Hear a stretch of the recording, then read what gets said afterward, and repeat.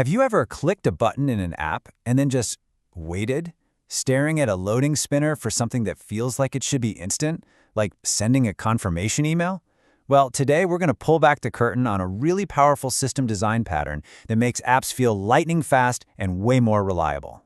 So here's how we're going to break it down. We'll start with that frustrating waiting problem. Then we'll use a simple story to really understand what's going on. After that, we'll dive into the technical fix, introduce the components that make it all work, and finally, see why this is such a game changer for building modern software. All right, let's start with a feeling I'm pretty sure we've all had. You've done your part, you've clicked the button, and now you're just stuck, waiting for the system to catch up with you. And that really gets to the heart of it, doesn't it? It's a huge decision in software architecture. I mean, why should you, the user, have to wait for something that could totally happen in the background? The answer, turns out, is all about how the work is organized. And the culprit, more often than not, is something called a synchronous operation. It's a really simple but kind of rigid idea. One thing has to finish completely before the next thing can even begin.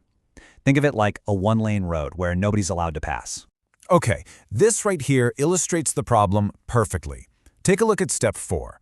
The user is just sitting there, completely blocked, waiting for a task, sending an email that they don't even need to be involved in. The main job, confirming their order, is already done, but the whole system forces them to wait for this little side quest to finish up. You know what? To make this crystal clear, let's just forget about servers and code for a minute. Let's talk about something we all get: ordering food at a busy restaurant. So, we're going to compare two different restaurant models. One is going to feel frustratingly slow, just like our app.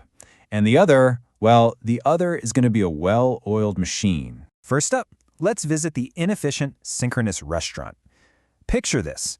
The cashier takes your order, and then they walk away from the counter, go into the kitchen, and cook your entire meal themselves. And while all that's happening, what's the line doing? Absolutely nothing. The entire system is blocked. The cashier is the bottleneck, and the line just gets longer and longer. It's a total mess.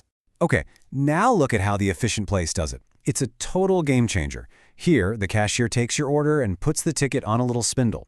Then, boom, they immediately turn to the next customer. A completely separate team, the kitchen staff, grabs those tickets and handles the slow work, which is the cooking. The front of the house and the back of the house are totally separate, they're decoupled, and the line just keeps moving. It's brilliant.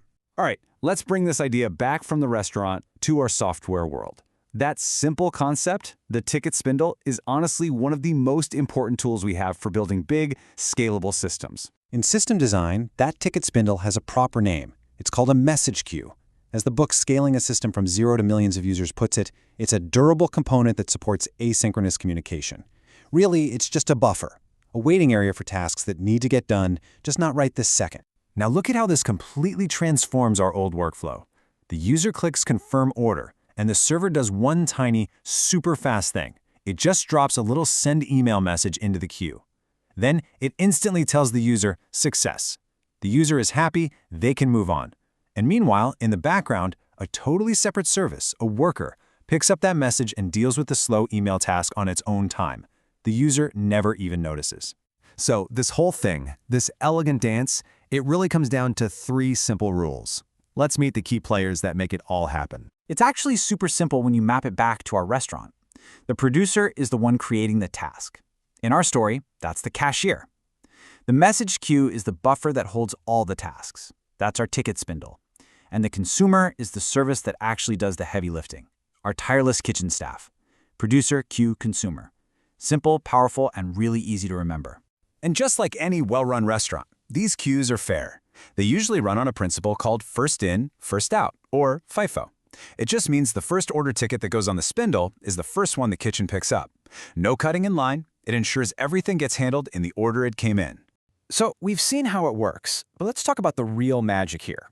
Why is this simple pattern so revolutionary for building apps today? It all boils down to one incredibly powerful word: decoupling. The benefits here are enormous. First, obviously, the user experience is way better, but it goes so much deeper. Think about this. What if the email service goes down for 5 minutes? In the old Synchronous world, every single user order would fail. But with a message queue, the send email tasks just sit there, safe and sound. When the service comes back online, it just starts working through the backlog. No data lost, nothing. And what if the orders start piling up? You don't need to slow down the front of the house. You just hire more kitchen staff. You can scale your consumers completely independently. And that is the absolute key takeaway here. By putting that simple buffer between your services, you've built a system where each part can live, die, and grow all on its own. The cashier doesn't care if the kitchen is on fire, and the kitchen doesn't slow down the cashier. They are decoupled. So there you have it, the simple, kind of beautiful elegance of message queues. They really are the unsung heroes of fast, reliable software. So I'll leave you with this final thought. Now that you know what to look for, where else in your digital life do you see a bottleneck that could be fixed with a simple ticket spindle?